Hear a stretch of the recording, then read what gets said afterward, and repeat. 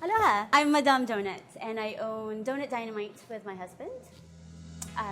We we live and work here on Maui. We opened our store about 7 months ago in the town of Wailuku. And so far, it's going quite well.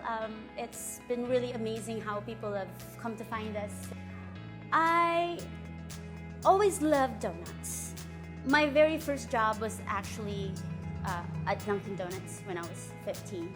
I don't know if I'm allowed to say that. But at the time, I did not make the donuts. I worked the front of the house. But I think my awareness of donuts kind of came about around that time when I was 15. I did not think I was going to be making donuts for the rest of my life after that. But you always have a soft spot. Many years later, I became a pastry chef.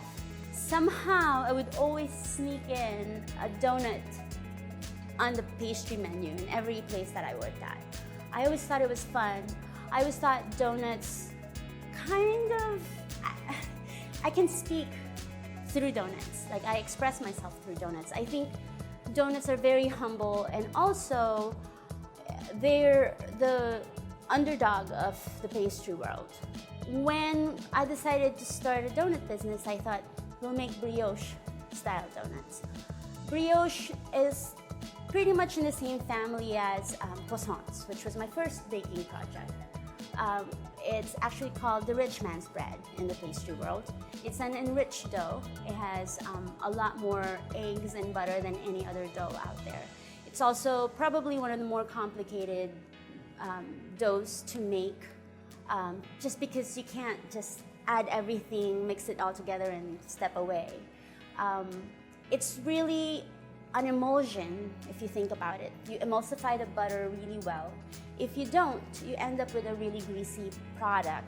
We started our business selling donuts at the Maui Swap Meet, which is very down to earth, and it's not air conditioned. People are walking around in flip-flops looking for a good deal. So I remember the first time we were there, and we had Gimme S'more donuts and bacon maple and just some really interesting flavors that they had not seen before on a donut. They were literally looking at us and they would walk away. And then one teenage boy actually came by and he's like, that's interesting. He had $3 in his pocket, so he bought a donut. He walked away eating the donut. Before he could walk far enough away, he turned around and said, "That is the best donut I've ever had." It was really inspiring to move forward, because we were able to stay in business at the Maui Swap Meet, reaching out to your local brother, to your auntie, to somebody who would never think of donuts as something like amazing and luxurious, to selling them at hotels that charge at least $500 a room per night, and they're equally comfortable eating our donuts. We create our donuts as if they're a composed plate, where you have your starch, your protein, and maybe your side dish. It isn't complete until you put all those flavors together, or those components together. So it's very important that your main ingredient, the dough, is really, really good. So anything that you put on it is just literally a glaze on the donut. Often I say we make artisanal donuts, and I really, really mean that. However, sometimes I feel slightly uncomfortable saying that, because I think artisan is such a buzzword that it's trite to say it.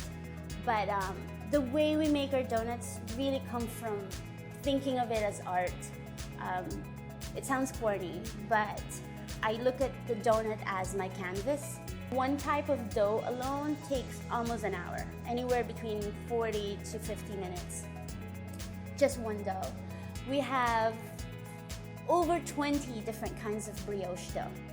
Now, when I say brioche dough, it's already complicated dough. But I don't know of anyone out there, I'm sure somebody probably is doing what I'm doing, but I don't know of anybody who's playing with the brioche and actually making it different. whenever people tell me, oh, you guys are doing so well, I always say yes, but it's a whole lot of work to be in this type of donut business.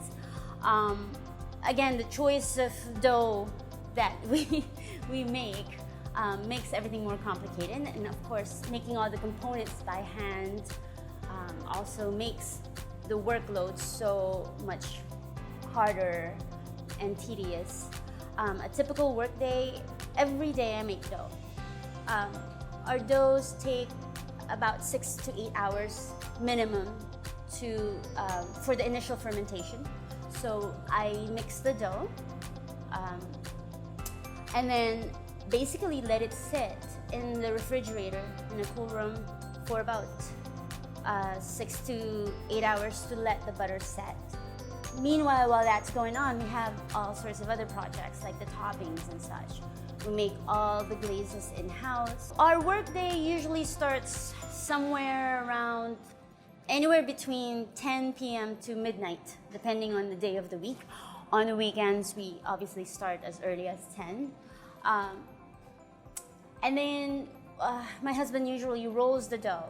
I would have made the brioche dough at least a day in advance, so that the dough has been rested by the time my husband rolls the dough, around 10 or 11 p.m.